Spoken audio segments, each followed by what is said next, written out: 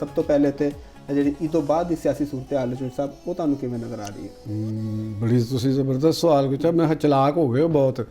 ਤੇ ਈਦ ਦੀ ਗੱਲਾਂ ਜਿਹੜੀਆਂ ਨੇ ਨਾ ਉਹ ਚਾਂਦ ਰਾਤ ਵੀ ਹੈ ਤੇ ਚਿਹਰੇ ਤੇ ਮੁਸਕਰਾਹਟਾਂ ਵੀ ਨੇ, ਤੁਹਾਡੇ ਵੀ ਨੇ, ਲੋਕਾਂ ਨੂੰ ਵੀ ਮੈਂ ਦੇਖ ਰਿਹਾ ਵਾਂ। ਤੇ ਬਾਜ਼ਾਰਾਂ ਦੇ ਵਿੱਚ ਵੀ ਇੱਕ ਹੜ੍ਹ ਆਇਆ ਜਿਹਨੂੰ ਕਹਿੰਦੇ ਨੇ, ਲੋਕ ਨੱਸ ਰਹੇ ਨੇ। ਉਹ ਚਲੋ ਕਿਸੇ ਨੇ ਹੋਰ ਕੁਝ ਵੀ ਨਹੀਂ ਕਰਨਾ ਤੇ ਸਾਡੇ ਜਿਹੜੇ ਲੜਕੀਆਂ ਨੇ, ਬੱਚੀਆਂ ਨੇ, ਖਵਾਤੀਨ ਨੇ, ਉਹ ਹੋਰ ਕੁਝ ਨਹੀਂ ਕਰ ਸਕਦੇ ਤੇ ਮਹਿੰਦੀ ਤੇ ਚੂੜੀ ਵਾਲੇ ਬਹੁਤ ਲੱਗੇ ਨੇ। ਉਹ ਤਾਂ ਚੋਸਾ ਫਿਰ ਲਾਜ਼ਮੀ ਹੈ ਨਾ ਇੱਕ।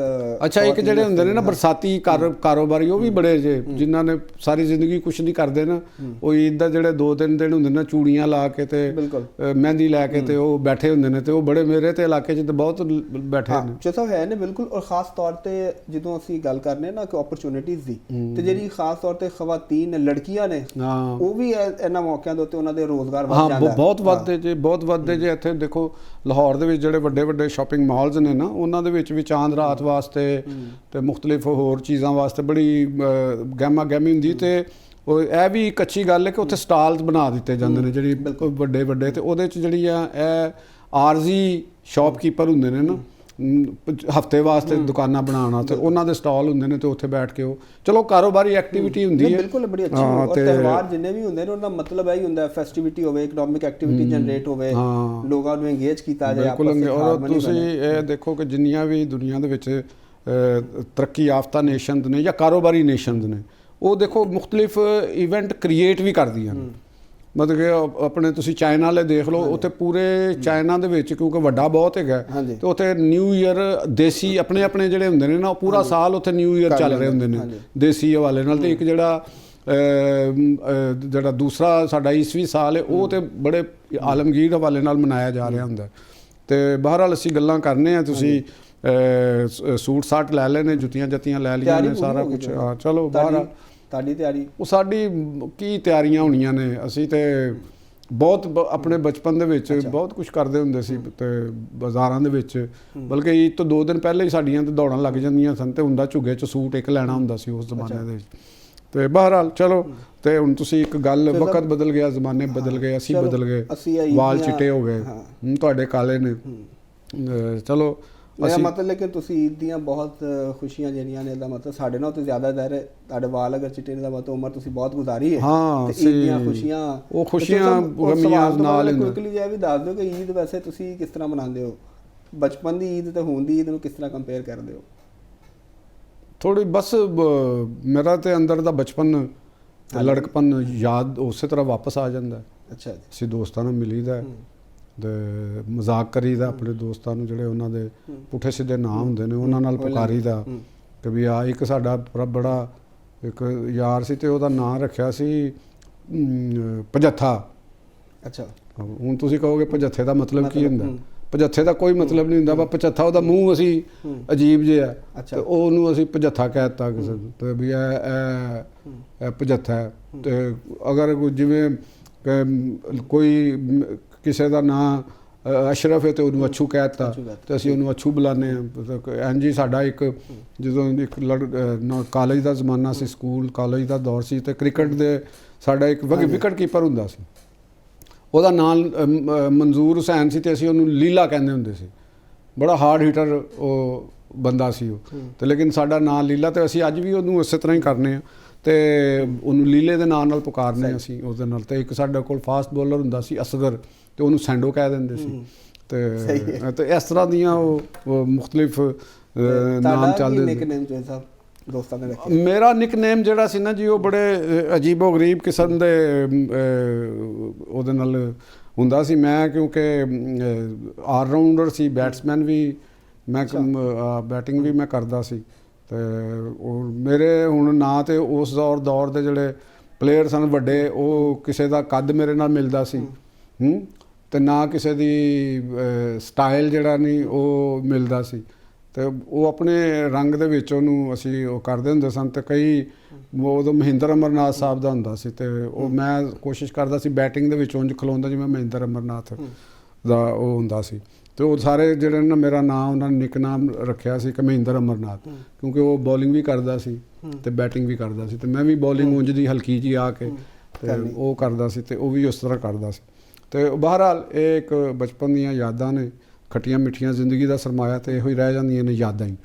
ਤੇ ਬਾਕੀ ਤੇ ਕੁਝ ਵਿਛੜ ਜਾਂਦੇ ਨੇ, ਕੁਝ ਚਲੇ ਜਾਂਦੇ ਨੇ, ਕੋਈ ਨਵੇਂ ਆ ਜਾਂਦੇ ਨੇ, ਦਾਖਲ ਹੋ ਜਾਂਦੇ ਨੇ ਜ਼ਿੰਦਗੀ ਦੇ ਸਫ਼ਰ ਦੇ ਅੰਦਰ। ਹੁਣ ਤੁਸੀਂ ਸਿਆਸਤ ਦੀ ਗੱਲ ਕੀਤੀ ਸੀ, ਤੇ ਸਿਆਸਤ ਦੇ ਅੰਦਰ ਮੇਰਾ ਖਿਆਲ ਹੈ ਕਿ ਕਿਉਂਕਿ ਸਿਚੁਏਸ਼ਨ ਸਾਡੇ ਇਰਦ ਗਿਰਦ ਇਸ ਤਰ੍ਹਾਂ ਦੀ ਹੋ ਗਈ, ਉੱਧਰ ਅਫਗਾਨਿਸਤਾਨ ਦੀ ਜਿਹੜੀ ਤਾਲਿਬਾਨ ਦੀ ਰਜੀਮ ਸੀ ਤੇ ਉਹਨੇ ਸਾਨੂੰ ਬੜਾ ਮਤਲਬ ਕਿ ਜਿਹਨੂੰ ਕਹਿੰਦੇ ਨੇ ਨਾ ਕਿ ਸਾਡੇ ਵਾਸਤੇ ਜੀਣਾ ਹਰਾਮ ਕਰ ਦਿੱਤਾ, ਕਿ ਬਿਲਾ ਆਖਰ ਸਾਨੂੰ ਫਿਰ ਨਾ ਚਪੇੜਾਂ ਹੀ ਮਾਰਨੀਆਂ ਪਈਆਂ। ਤੁਸੀਂ ਦੇਖਦੇ ਹੋ ਨਾ ਬਾਜ਼ ਔਕਾਤ ਮਹੱਲਿਆਂ ਦੇ ਵਿੱਚ ਜਿਹੜੇ ਨੇ ਉਹ ਹਮਸਾਇਆ ਬਾਜ਼ ਵਾਲੇ ਐਸਾ ਟੱਕਰ ਜਾਂਦਾ ਜਿਹੜਾ ਤੁਹਾਡੇ ਹੋਰ ਕੁਛ ਨਹੀਂ ਤੇ ਛੱਤ ਤੇ ਰੋੜੇ ਸੁੱਟੀ ਜਾਏਗਾ, ਠੀਕ ਹੈ ਨਾ, ਉੱਤੇ ਛੱਤ ਤੇ ਚੜ੍ਹ ਕੇ ਹਵਾਈ ਫਾਇਰਿੰਗ ਕਰੀ ਜਾਏਗਾ, ਠੀਕ, ਉਹ ਜਾਂ ਆਪਣੇ ਕੋਈ ਉਹਨਾਂ ਦੇ ਨੌਜਵਾਨ ਮੁੰਡੇ ਨੇ ਤੇ ਉਹ ਮੁੰਡੇ ਲੈ ਕੇ ਚੜ੍ਹ ਜਾਏਗਾ ਛੱਤ ਦੇ ਉੱਤੇ ਤੇ ਨਾਲ ਦੂਸਰੇ ਬੰਦੇ ਨੂੰ ਤੰਗ ਕਰੇਗਾ। ਬਿਲਾ ਆਖਰ ਫਿਰ ਉਹ ਤੰਗ ਆ ਜਾਂਦਾ ਨਾ ਜਦੋਂ, ਤੇ ਫਿਰ ਉਹਦੇ ਨਾਲ ਕਾਰਵਾਈ ਚਾਹੇ ਤੇ ਉਹ ਫਿਜ਼ੀਕਲੀ ਉਹਨੂੰ ਮਾਰੇਗਾ ਜਾਂ ਫਿਰ ਉਹਦੇ ਖਿਲਾਫ ਕੋਈ ਕਾਨੂੰਨੀ ਕਾਰਵਾਈ ਕਰੇਗਾ।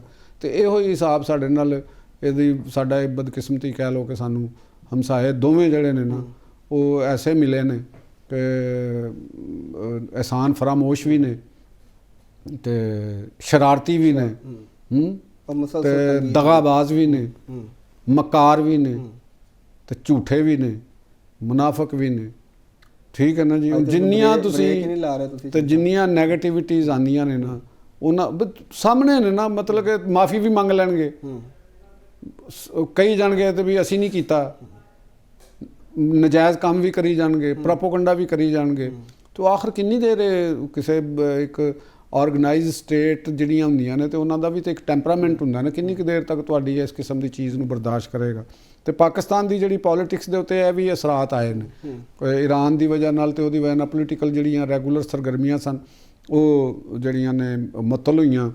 ਤੇ ਉਹਦੀ ਫਿਰ ਮੀਡੀਆ ਜਿਹੜਾ ਹੈ ਉਹਦੀ ਵੀ ਜਿਹੜੀ ਨਿਊਜ਼ ਵੈਲਿਊ ਜਿਹੜੀ ਹੁੰਦੀ, ਜ਼ਾਹਰ ਮੀਡੀਆ ਦਾ ਕਸੂਰ ਨਹੀਂ ਹੁੰਦਾ, ਮੀਡੀਆ ਨੇ ਨਿਊਜ਼ ਵੈਲਿਊ ਨੂੰ ਦੇਖਣਾ ਹੁੰਦਾ ਤੇ ਨਿਊਜ਼ ਵੈਲਿਊ ਜੰਗ ਹੈ ਤੇ ਜ਼ਾਹਰ ਜੰਗ ਹੀ ਲੋਕਾਂ ਨੂੰ ਉਹਦੀ ਖਬਰ ਇੰਪੋਰਟੈਂਟ ਹੈ ਕਿ ਉਹਦੇ ਅਸਰਾਤ ਕੀ ਹੋਣਗੇ, ਕਾਰੋਬਾਰੀ ਤਬਕੇ ਤੋਂ ਲੈ ਕੇ ਇੱਕ ਆਮ ਛੋਟੇ ਤਾਜਰ ਤੋਂ ਲੈ ਕੇ ਆਮ ਮਜ਼ਦੂਰ ਤੱਕ ਉਹਦੇ ਤੋਂ ਇਫੈਕਟ ਹੋ ਰਿਹਾ। ਤੇ ਇਹਦੀ ਵਜ੍ਹਾ ਨਾਲ ਪਾਕਿਸਤਾਨ ਦੀ ਸਿਆਸੀ ਜਮਾਤਾਂ ਦਾ ਜਿਹੜਾ ਇੱਕ ਸਰਗਰਮੀਆਂ ਨੇ ਉਹ ਜਿਹੜੀਆਂ ਨੇ ਨਾ ਨਹੀਂ ਆਈਆਂ। ਖਾਸ ਤੌਰ ਅਸੀਂ ਤੇ ਅਪੋਜੀਸ਼ਨ ਦੀ ਕਰਾਂਗੇ, ਗੌਰਮੈਂਟ ਨੇ ਤੇ ਸ਼ਾਇਦ ਸਕੂਨ ਦਾ ਸਾਹ ਲਿਆ ਹੋਏਗਾ ਕਿ ਵੀ ਚਲੋ ਕਿਸੇ ਹਵਾਲੇ ਨਾਲ ਤੇ ਕੋਈ ਜਿਹੜੀ ਬਿਆਨਬਾਜ਼ੀ ਹੀ ਸਹੀ ਤੇ ਇਹਦੇ ਨਾਲ ਤੇ ਚੱਲ ਹੋਏ ਨਾ PTI ਚਲੋ ਐਸੇ ਬਹਾਨੇ ਮੀਡੀਆ ਤੋਂ ਬਾਹਰ ਹੋਈ ਥੋੜੀ ਦੇਰ ਵਾਸਤੇ। ਜੱਟ ਸਾਹਿਬ ਉਹ ਸਕੂਨ ਹਕੂਮਤ ਤੋਂ ਕੋਈ ਨਹੀਂ ਮਿਲਿਆ। ਇੱਕ ਤਾਂ ਜਹਾਜ਼ ਦਾ ਹੁੰਦਾ ਰਿਹਾ ਇਸ਼ੂ, ਫਿਰ ਪੈਟਰੋਲ ਵਾਲਾ ਇਸ਼ੂ ਉਸ ਤੋਂ ਪਹਿਲੇ, ਫਿਰ ਜੰਗ ਦੀ ਵਜ੍ਹਾ ਤੋਂ ਵੀ ਹਕੂਮਤ ਦੀਆਂ ਤੇ ਦੌੜਾਂ ਲੱਗੀਆਂ ਨੇ।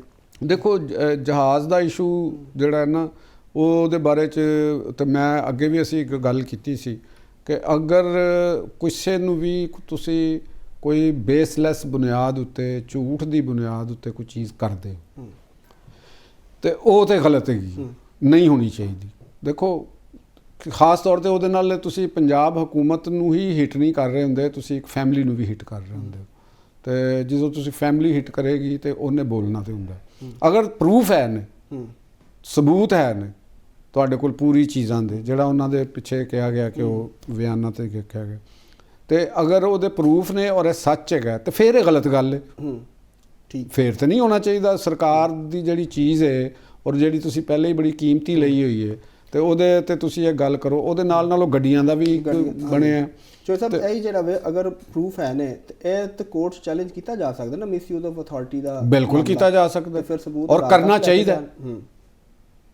ਦੇਖੋ ਪਾਕਿਸਤਾਨ ਦਾ ਜਿਹੜਾ ਅਵੇਅਰਨੈਸ ਦਾ ਤਕਾਜ਼ਾ ਹੈ, ਪਾਕਿਸਤਾਨ ਦੀ ਮਿਡਲ ਕਲਾਸ ਦਾ ਜਿਹੜਾ ਅਵੇਅਰਨੈਸ ਦਾ ਤਕਾਜ਼ਾ ਹੈ, ਅਸੀਂ ਟੈਕਸ ਦਿੰਦੇ ਹਾਂ। ਦੇਖੋ ਅਸੀਂ ਵੀ ਆਰ ਟੈਕਸ ਪੇਅਰ ਤੇ ਅਸੀਂ ਕੋਈ ਗੌਰਮੈਂਟ ਨੂੰ ਕਿਸੇ ਜਜ਼ਬਾਤੀਅਤ ਦੀ ਬੁਨਿਆਦ ਉੱਤੇ ਫੇਵਰ ਤੇ ਨਹੀਂ ਦੇਣੀ, ਜਾਂ ਅਸੀਂ ਅਪੋਜੀਸ਼ਨ ਨੂੰ ਕਿਸੇ ਜਜ਼ਬਾਤੀਅਤ ਦੀ ਬੁਨਿਆਦ ਉੱਤੇ ਫੇਵਰ ਨਹੀਂ ਦੇਣੀ। ਅਸੀਂ ਤੇ ਆਬਜੈਕਟਿਵਿਟੀ ਦੇਖਣੀ ਹੈ ਨਾ। ਅਗਰ ਅਸੀਂ ਸਮਝਦਾਰ ਲੋਕਾਂ ਦੀ ਨੁਮਾਇੰਦਗੀ ਕਰਨੇ ਆ, ਅਸੀਂ ਇੱਕ ਮਿਡਲ ਕਲਾਸ ਦੇ ਮਫਾਦਾਤ ਦੀ ਗੱਲ ਕਰਨੇ ਆ, ਤੇ ਫਿਰ ਅਸੀਂ ਅਗਰ ਸਾਡੇ ਸਰਕਾਰੀ ਖਜ਼ਾਨੇ ਦਾ ਜ਼ਿਆ ਹੋ ਰਿਹਾ ਜਾਂ ਉਹ ਗਲਤ ਇਸਤੇਮਾਲ ਹੋ ਰਿਹਾ ਤੇ ਸਾਡੇ ਤੇ ਫਰਜ਼ ਹੈਗਾ ਆਇਨ ਦਾ ਵੀ, ਕਾਨੂੰਨ ਦਾ ਵੀ, ਅਖਲਾਕੀਆਤ ਦਾ ਵੀ, ਸਾਡੀਆਂ ਕਦਰਾਂ ਦਾ ਵੀ, ਸਾਡੇ ਪੇਸ਼ੇ ਦਾ ਵੀ, ਸਹਾਫਤ ਦਾ ਵੀ, ਕਿ ਅਸੀਂ ਉਹਦੇ ਤੇ ਜਿਹੜੀ ਆਵਾਜ਼ ਉਠਾਈਏ ਕਿ ਵੀ ਇਹ ਤੁਹਾਡਾ ਕੰਮ ਨਹੀਂ ਹੈਗਾ, ਤੁਸੀਂ ਇਹ ਕੋਈ ਜ਼ਾਤੀ ਖਜ਼ਾਨਾ ਨਹੀਂ ਹੈਗਾ, ਇਹ ਤੁਹਾਨੂੰ ਇਹਦੇ 'ਚ ਇਸਤੇਮਾਲ ਦੀ ਇਜਾਜ਼ਤ ਨਹੀਂ ਹੈ ਆਪਣੀ ਜ਼ਾਤ ਵਾਸਤੇ। ਤੇ ਉਹ ਅਗਰ ਕਿਸੇ ਦੇ ਕੋਲ ਇਹ ਸਬੂਤ ਨੇ, ਗਵਰਨਮੈਂਟ ਕਿਉਂਕਿ ਨੇਗੇਟ ਕਰ ਰਹੀ ਹੈ ਕਿ ਵੀ ਇਹ ਨਹੀਂ ਹੈ, ਤੇ ਅਗਰ ਦੂਸਰਿਆਂ ਦੇ ਕੋਲ ਸਬੂਤ ਨੇ ਤੇ ਉਹਨਾਂ ਨੂੰ ਉਹਦੇ 'ਚ ਕੋਰਟ ਦੇ ਅੰਦਰ ਜਾ ਕੇ ਸਾਬਤ ਕਰਨਾ ਚਾਹੀਦਾ, ਅਸੈਂਬਲੀਆਂ ਦੇ ਅੰਦਰ ਸਾਬਤ ਕਰਨਾ ਚਾਹੀਦਾ। ਔਰ ਅਗਰ ਉਹਨਾਂ ਨੇ ਬੇਸਲੈਸ ਕੀਤੀ ਹੈ ਤੇ ਫਿਰ ਉਹਦਾ ਭੁਗਤਣ ਨਾ ਵੀ ਚਾਹੀਦਾ, ਉਹਨਾਂ ਨੂੰ ਪਤਾ ਹੋਣਾ ਚਾਹੀਦਾ ਕੌਨਸੀਕੁਐਂਸਿਸ ਕੀ ਹੋ ਸਕਦੇ ਨੇ। ਹਕੂਮਤ ਨੇ ਕਿਹਾ, ਜਿਹੜੇ ਸੀਨੀਅਰ ਵਜ਼ੀਰ ਉਹਨਾਂ ਨੇ ਵੀ ਕਿਹਾ ਕਿ ਜਿਹੜੇ ਇਸ ਤਰ੍ਹਾਂ ਪ੍ਰੋਪੇਗੈਂਡਾ ਕਰ ਰਹੇ ਨੇ ਉਹਨਾਂ ਦੇ ਖਿਲਾਫ ਹਾਂ, ਇਹ ਦੇਖੋ ਨਹੀਂ ਹੋਣਾ ਚਾਹੀਦਾ ਕਿਸੇ ਵੀ ਸੂਰਤ। ਦੂਸਰੀ ਗੱਲ ਆ ਗਈ ਪੋਲੀਟੀਕਲ, ਜਿਹੜੀ ਬਾਨੀ PTI ਦੀ ਤਹਿਰੀਕ ਦੇ ਹਵਾਲੇ ਨਾਲ ਰਿਹਾਈ ਦੇ ਹਵਾਲੇ, ਇਹਦੇ ਬਾਰੇ 'ਚ ਮੇਰਾ ਮੌਕਫ ਤੇ ਬਿਲਕੁਲ ਵਾਜ਼ਿਹ ਹੈਗਾ ਕਿ ਦੇਖੋ ਕਿ ਅਸੀਂ ਜ਼ਾਤੀ ਤੌਰ ਦੇ ਉੱਤੇ ਕੋਈ ਵੀ ਬੰਦਾ, ਕੋਈ ਵੀ ਕੈਦੀ ਹੈ ਕਿਸੇ ਵੀ ਜੁਰਮ ਦੇ ਵਿੱਚ, ਕੈਦ ਦੇ ਵਿੱਚ ਹੈਗਾ, ਤੇ ਅਸੀਂ ਉਹਦੀ ਕਵਾਂਗੇ ਕਿ ਨਹੀਂ ਇਹਦੀ ਜਿਹੜੀ ਲੀਗਲ ਇਹਦੀਆਂ ਸਹੂਲਤਾਂ ਨੇ, ਲੀਗਲ ਇਹਦਾ ਰਾਈਟ ਹੈਗਾ, ਉਹ ਉਹਨਾਂ ਨੂੰ ਹਰ ਸੂਰਤ ਵਿੱਚ ਦਿੱਤਾ ਜਾਣਾ ਚਾਹੀਦਾ। ਲੇਕਿਨ ਔਰ ਉੱਥੋਂ ਜਿੱਥੇ ਦੀ ਰਿਹਾਈ ਦੀ ਐਜੀਟੇਸ਼ਨ ਦਾ ਤਾਲੁਕ ਹੈਗਾ ਕਿ ਉਹਦੇ 'ਚ ਤੁਸੀਂ ਐਜੀਟੇਟ ਕਰੋ, ਇੱਕ ਹੈਗਾ ਕਿ ਤੁਸੀਂ ਆਪਣੀ ਬੇਗੁਨਾਹੀ ਸਾਬਤ ਕਰਨੀ ਤਾਂ ਥਰੂ ਕੋਰਟ ਕਰਨੀ ਹੈ, ਉਹ ਪਬਲਿਕ ਨੇ ਨਹੀਂ ਕਰਨੀ। ਤੁਸੀਂ ਪਬਲਿਕ ਦੇ ਵਿੱਚ ਬੈਠ ਕੇ ਤੇ ਗਵਾਹੀ ਨਹੀਂ ਆਪਣੀ ਦੇ ਸਕਦੇ, ਨਾ ਉਹ ਅਦਾਲਤ 'ਚ ਐਕਸੈਪਟੇਬਲ ਹੈਗੀ, ਤੇ ਉਹ ਤੁਹਾਨੂੰ ਇੱਕ ਆਪਣਾ ਲੀਗਲ ਕੇਸ ਉਹਦੇ ਉੱਤੇ ਲੜਨਾ ਚਾਹੀਦਾ। ਤੁਸੀਂ ਇੱਕ ਵੀਡੀਓ ਵੀ ਚੱਲ ਰਹੀ ਹੈ ਜਿਹਦੇ ਵਿੱਚ ਮੁਖਤਲਿਫ ਸੋਸ਼ਲ ਮੀਡੀਆ ਦੇ ਉੱਤੇ ਜਿਹੜੇ PTI ਦੇ ਸੈਕਟਰੀ ਜਨਰਲ ਨੇ ਸੁਲਮਾਨ ਅਕਰਮ ਰਾਜਾ ਸਾਹਿਬ ਜਿਹੜੇ ਨੇ, ਉਹ ਸਿਆਲਕੋਟ ਦੇ ਵਿੱਚ ਰਿਹਾਨਾ ਡਾਰ ਸਾਹਿਬਾ ਦੀ ਜਿਹੜੀ ਕੋਈ ਅਫਤਾਰ ਉਹਨਾਂ ਨੇ ਡਿਨਰ ਦਿੱਤਾ ਸੀ, ਤੇ ਉਹਦੇ 'ਚ ਉਹ ਕਹਿ ਰਹੇ ਸਨ ਕਿ ਵੀ ਮੈਂ ਨਹੀਂ ਆ ਸਕਦਾ, ਤੇ ਉਹ ਲਫ਼ਜ਼ ਕਹਿ ਰਹੇ ਸਨ ਕਿ ਜੀ ਸਟੇਟ ਦੀ ਵਜ੍ਹਾ ਦੇ ਨਾਲ ਉੱਥੇ ਮਸਾਇਲ ਹੋ ਸਕਦੇ ਨੇ। ਸਟੇਟ ਤੇ ਇੱਕ ਸੱਚ ਪ੍ਰੋਮੀਨੈਂਟ ਲਾਇਰ, ਮਤਲਬ ਕਿ ਜਿਹੜੇ ਕਿ ਉਹ ਸਟੇਟ ਔਰ ਗਵਰਨਮੈਂਟ ਦੇ ਫਰਕ ਨੂੰ ਸਮਝਦੇ ਨੇ, ਤੇ ਮੇਰਾ ਨਹੀਂ ਖਿਆਲ ਕਿ ਇਹਨੂੰ ਇੱਕ ਲੇਮੈਨ ਕਰ ਦੇਵੇ ਤੇ ਇੱਕ ਅਲੱਗ ਚੀਜ਼ ਹੈ, ਤੇ ਇੱਕ ਜਿਹੜਾ ਇਸ ਸਟੇਚਰ ਦਾ ਲਾਇਰ ਹੈ, ਉਹਨਾਂ ਨੂੰ ਸਟੇਟ ਔਰ ਗਵਰਨਮੈਂਟ ਦੇ ਮੀਨਿੰਗ ਦੇ ਅੰਦਰ ਫਰਕ ਰੱਖਦੇ ਹੋਏ ਆਪਣੀ ਗੱਲ ਕਰਨੀ ਚਾਹੀਦੀ ਹੈ। ਤੁਹਾਨੂੰ ਉਹ ਗਵਰਨਮੈਂਟ ਦਾ ਲਫ਼ਜ਼ ਇਸਤੇਮਾਲ ਕਰਦੇ ਜੀ, ਗਵਰਨਮੈਂਟ ਉੱਥੇ ਕੋਈ ਪਾਬੰਦੀਆਂ ਲਾਉਣਾ ਚਾਹੁੰਦੀ ਹੈ ਸਾਡੇ ਤੇ, ਜੋ ਵੀ ਉੱਥੇ ਹੋ ਸਕਦਾ, ਤਾਂ ਵੈਲ ਐਂਡ ਗੁੱਡ। ਤੇ ਇਹ ਮੇਰਾ ਖਿਆਲ ਹੈ ਕਿ ਮੇਰਾ ਇੱਕ ਜ਼ਾਤੀ ਖਿਆਲ ਹੈ ਕਿ ਸਾਡੇ ਜਿੰਨੇ ਵੀ ਪੋਲੀਟੀਸ਼ੀਅਨਸ ਨੇ ਉਹਨਾਂ ਨੂੰ ਸਟੇਟ ਔਰ ਗਵਰਨਮੈਂਟ ਦੇ ਲਫ਼ਜ਼ਾਂ ਦੇ ਉੱਤੇ ਵੀ ਇਤਿਆਦ ਕਰਨੀ ਚਾਹੀਦੀ ਹੈ। ਉਹਨਾਂ ਦਾ ਤੇ ਉਹ ਤੇ ਸਾਰੀ ਚੀਜ਼ਾਂ ਹੀ ਸਟੇਟ ਤੇ ਰੱਖ ਕੇ ਕਰ ਦੇਣ ਨਾ, ਨਹੀਂ ਕਰਨੀ ਚਾਹੀਦੀ। ਮੇਰਾ ਤਾਂ ਮੌਕਫ ਇਹੀ ਕਰ ਰਿਹਾ ਨਾ, ਅਸੀਂ ਉਹਨਾਂ ਨਾਲ ਹੀ ਕਰਨੀ ਹੈ, ਅਟੈਕ ਵੀ ਉਹਨਾਂ ਤੇ ਹੀ ਕਰਦੇ ਨੇ। ਨਹੀਂ ਠੀਕ ਹੈ, ਉਹ ਇੱਕ ਮੁਤਾਲਬੇ ਦੇ ਹਵਾਲੇ ਨਾਲ ਗੱਲ ਕਰਨ, ਉਹ ਤੇ ਉਹਨਾਂ ਦਾ ਰਾਈਟ ਹੈਗਾ ਕਿ ਉਹ ਕਰਨ ਵੀ, ਠੀਕ ਹੈ ਉਹ ਕਰਨਾ ਚਾਹੁੰਦੇ ਨੇ, ਤੇ ਉਹ ਤੇ ਦੂਸਰੇ ਫਰੀਕ ਤੇ ਡਿਪੈਂਡ ਕਰਦਾ ਕਿ ਉਹ ਰਾਜ਼ੀ ਹੈ ਕਿ ਨਹੀਂ ਰਾਜ਼ੀ। ਤੇ ਅਗਲੀ ਤਹਿਰੀਕ ਦੇ ਹਵਾਲੇ ਨਾਲ ਵੀ ਮੈਂ ਗੱਲ ਕਰ ਰਿਹਾ ਕਿ ਉਹ ਇਹ ਵੀ ਖਬਰਾਂ ਆ ਰਹੀਆਂ ਨੇ ਕਿ ਉਹਦੇ ਅੰਦਰ ਉਹਨਾਂ ਨੂੰ ਮਾਯੂਸੀ ਦਾ ਸਾਹਮਣਾ ਹੈ, ਤੇ ਸ਼ਾਇਦ ਉਹ ਪੰਜਾਬ ਦੇ ਅੰਦਰ ਪ੍ਰੋਬਲਮ ਉਹਨਾਂ ਨੂੰ ਜ਼ਿਆਦਾ ਆ ਸਕਦੀ ਹੈ ਕਿ ਪੰਜਾਬ ਉਹ ਵੀ ਨਸ਼ੇ ਨੁਸੇ ਹੋਏ ਨੇ, ਅੱਧੀ ਕਿਆਦਤ ਨਸੀ ਹੋਈ ਹੈ, ਤੇ ਉਹਨਾਂ ਵਾਸਤੇ ਕੋਈ ਨਹੀਂ। ਤੇ ਲੈਟਸ ਸੀ ਕਿ ਈਦ ਆਉਂਦੀ ਹੈ ਤੇ ਡੈਫੀਨੇਟਲੀ ਸਿਆਸੀ ਜਮਾਤਾਂ ਨੇ ਆਪਣੇ ਆਪਣੇ ਕੰਮ ਤੇ ਕਰਨੇ ਹੀ ਕਰਨੇ ਨੇ, ਤੇ ਜੰਗ ਕਿਸ ਕਰਵਟ ਬਹਿੰਦੀ ਹੈ ਤੇ ਪੋਲੀਟਿਕਸ ਕਿਸ ਕਰਵਟ ਬਹਿੰਦੀ ਹੈ, ਤੇ ਇਹ ਸਾਨੂੰ ਅਗਲੇ ਜਦੋਂ ਪ੍ਰੋਗਰਾਮ ਕਰ ਰਹੇ ਹੋਵਾਂਗੇ ਬਹੁਤ ਸਾਰੀ ਚੀਜ਼ਾਂ ਸਾਡੇ ਸਾਹਮਣੇ ਹੋ ਜਾਣਗੀਆਂ, ਔਰ ਬੜੀ ਤੇਜ਼ੀ ਨਾਲ ਚੀਜ਼ਾਂ ਬਿਲਕੁਲ ਬਦਲਣਗੀਆਂ।